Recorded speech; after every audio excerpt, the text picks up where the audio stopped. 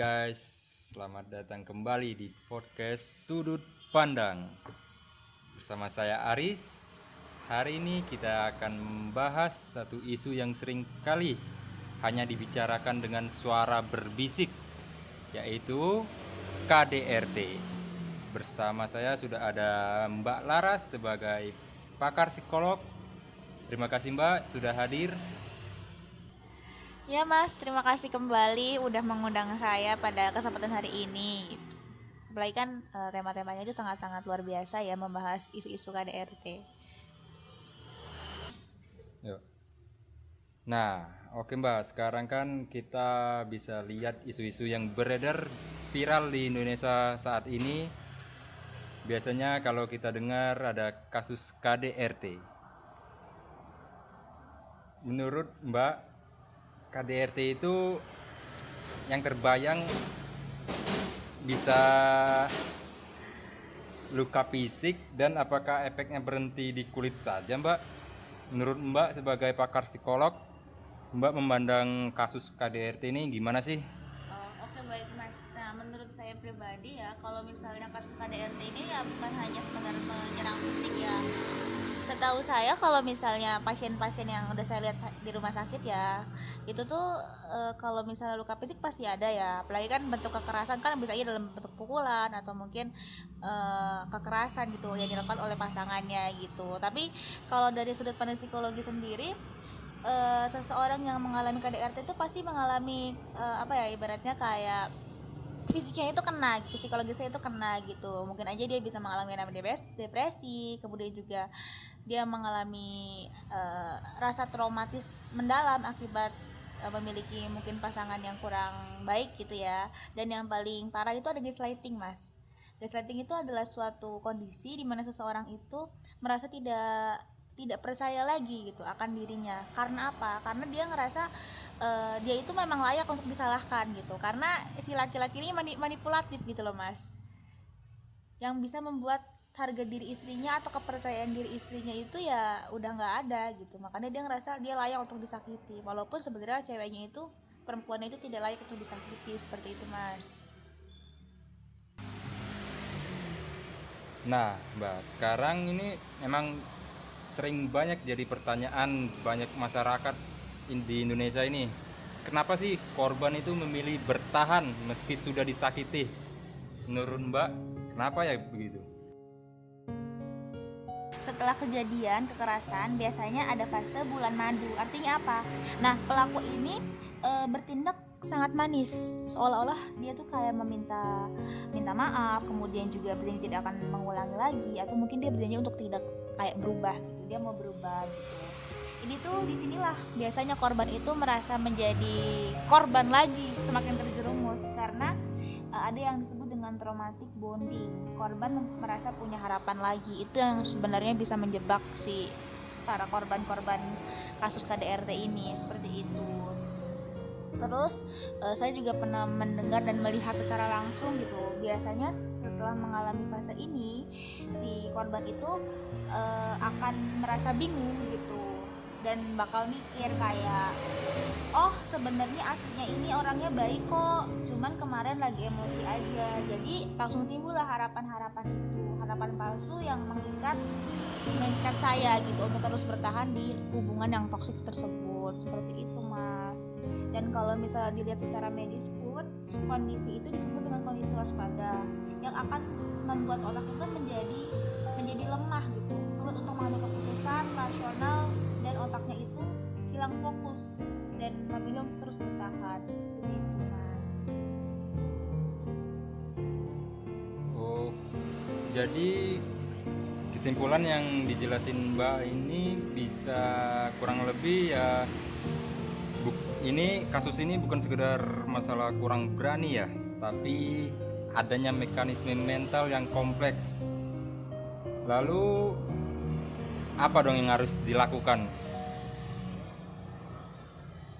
Oh baik Mas, untuk langkah-langkah pertolongannya kita kalau misalnya seseorang yang sudah mengalami KDRT kan pasti sering mengalami yang namanya kekerasan fisik ya. Yang paling utama ya dia harus mencari pertolongan medis dulu gitu untuk menyembuhkan luka-lukanya. Nah kemudian dia harus jujur juga kepada tenaga medis apa yang sebenarnya terjadi gitu dalam hubungannya, jangan bohong gitu ya, supaya kita bisa menindaklanjutinya secara jelas. Terus yang kedua, dari sisi mental kita bisa menghubungi para ahli profesional, misalnya psikolog atau mungkin psikiater gitu. Dan kita sebagai korban juga harus merasa bahwasanya saya ini mengalami gitu perasaan yang tidak berdaya karena efek trauma tersebut, seperti itu. Lalu langkah yang terakhir mungkin kita membutuhkan bantuan support ya dari keluarga, teman-teman terdekat gitu, agar si orang yang menjadi korban itu tidak merasa rendah diri atau menjadi antisosial, seperti itu sih Mas. Gitu. Wah, penjelasan yang sangat menarik dari Mbak Laras ya, teman-teman. Mungkin itu saja buat podcast kita hari ini, teman-teman. Terima kasih. Mungkin kesimpulan yang dapat kita ambil, KDRT bukan sekedar urusan rumah tangga biasa. Ini menyangkut kesehatan mental dan fisik yang serius. Saya Aris, sampai jumpa di episode berikutnya.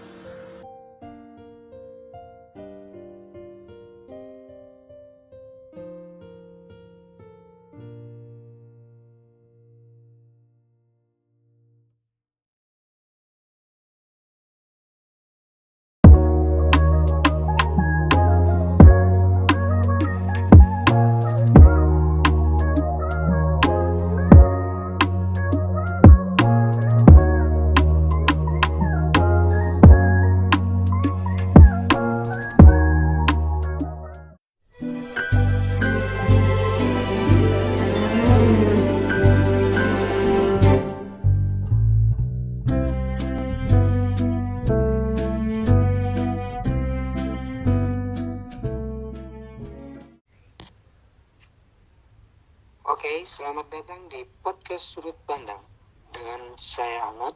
Hari ini kita akan membahas satu isu yang seringkali hanya dibicarakan dengan suara berbisik, yaitu KDRT.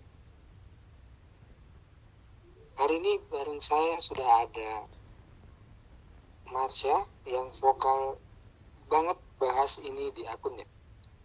Apa kabar? Halo, baik. Makasih ya udah dikasih ruang buat bahas ini. Soalnya kalau cuma lewat video pendek di sosmed, kadang poin-poin pentingnya tuh nggak tersampaikan secara utuh. Bener banget. Kadang orang cuma lihat permukaannya saja.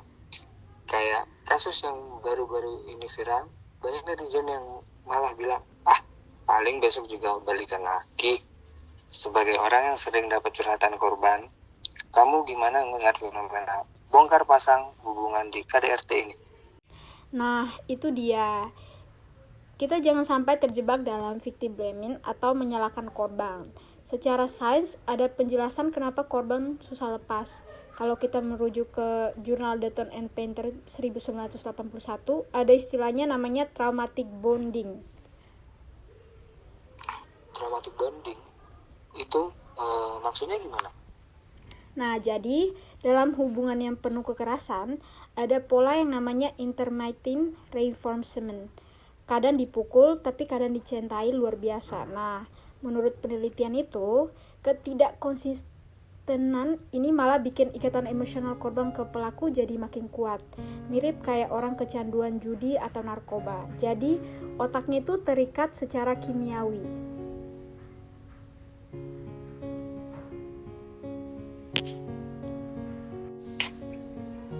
Gila ya. Jadi secara biologis pun mereka tetap terjebak. Tapi kan kalau udah dipukul sekali, seharusnya kita sadar kalau itu salah. Kenapa bisa sampai berkali-kali? Nah, karena ada siklusnya. Ini klasik banget. Namanya The Cycle of Violence yang ditulis sama Leonard Walker di bukunya The Better Woman 1999. Ada 3 fase. Pertama, ketegangan mulai naik. Kedua, terjebak ledakan kekerasan. Dan yang ketiga ini yang paling terjebak, the honeymoon phase.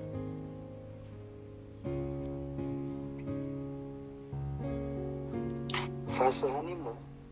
Maksudnya setelah mukul terus mesra lagi gitu? Nah, tepat. Pelaku bakal minta maaf, janji berubah, bahkan kasih kado. Di titik ini tuh korban merasa, oh pasangan aku yang ngasih yang ini, yang kemarin tuh cuma hilaf. Jurnal Walker ini menjelaskan kalau fase bulan madu inilah yang bikin korban punya harapan palsu kalau pelaku bakal berubah. Tapi kalau kita lihat komentar netizen, banyak yang bilang istrinya sih nggak nurut. Kok orang gampang banget ya cari kesalahan korban? Itu namanya just war hypothesis. Teorinya dari Melvin Lerner 1980. Itu manusia itu punya kebutuhan psikologis untuk percaya bahwa dunia ini adil. Kalau ada orang kena musibah, kita cenderung cari salahnya si korban supaya kita bisa bilang ke diri sendiri, oh selama aku nggak kayak dia, aku bakal aman. Nah, itu sebenarnya tuh mekanisme pertahanan dari netizen yang egois, tapi jatuhnya malah nyakitin korban. Wah, menarik banget nih. Berarti KDRT ini bukan sekedar masalah marah ya? Bukan, itu tuh mitos. Jurnal dari Lenny Bancroft yang judulnya Why Does He Do That? Tegas banget bilang kalau KDRT itu soal power and control atau kekuasaan dan kendali. Pelaku ngerasa punya otoritas atas hidup pasangannya. Jadi kalau ada yang bilang pelaku khilaf karena emosi, itu nggak sepenuhnya benar. Itu soal pilihan atau berkuasa.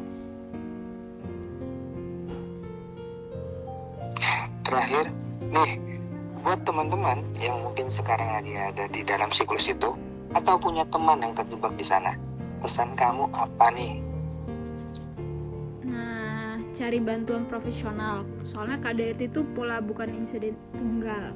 Dan buat teman-teman yang dengerin, ingat kata Albert Bandura dalam social learning teorinya. Kekerasan itu dipelajari. Kalau kita membiarkan atau menormalisasi KDRT, kita lagi ngajarin generasi berikutnya kalau kekerasan itu wajar. Stop the cycle now. Makasih banyak ya sudah mau berbagi perspektifnya berdasar jurnal dan riset. Semoga ini nggak cuma jadi tontonan, tapi jadi pelajaran buat kita semua yang ada di sini maupun yang nonton. Sampai jumpa di episode berikutnya.